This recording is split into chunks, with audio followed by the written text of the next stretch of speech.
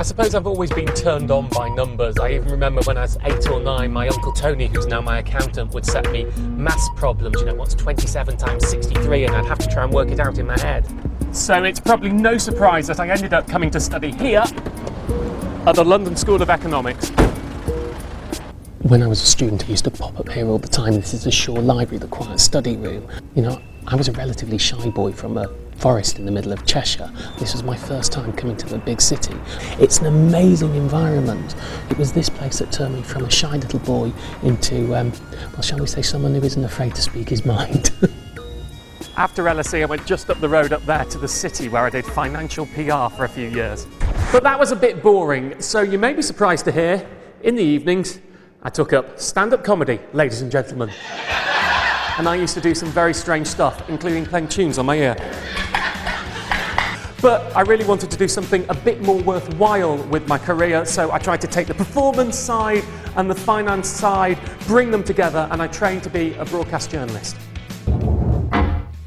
Today's deal of the day is the cheapest self-select ISA. Now, it's easy to think ISAs, individual savings accounts, are an investment in their own right. They're not. This was Simply Money, which was my first ever TV job, and I was one of 5 people hired as reporters. I was the only one of the 5 who knew my ISA from my elbow. Hello, how are you today? Fancy a little cash?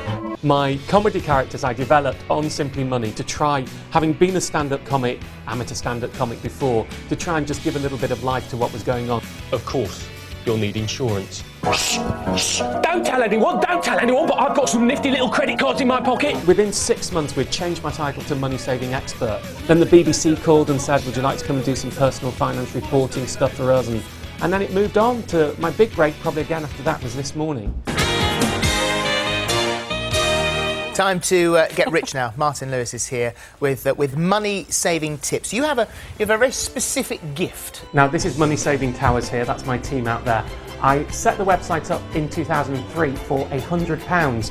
When I'd spot a really short-lived deal that was great, I'd email it to my friends. Martin's Money Tips, it was called. That email now goes to just over 4.5 million people. Now, Money Saving Expert Martin Lewis is here. I remember the first call from GMTV. The editor called me up, and it was for LK specifically then, and she said, we love money saving stuff, we should be doing it, will you come on the programme? The outlet GMTV has given me has been amazing. Bank charges, then came council tax and PPI, and the massive capping of gas and electricity. If it hadn't been for that regular slot on GMTV, I just don't know if they'd have ever gone mainstream.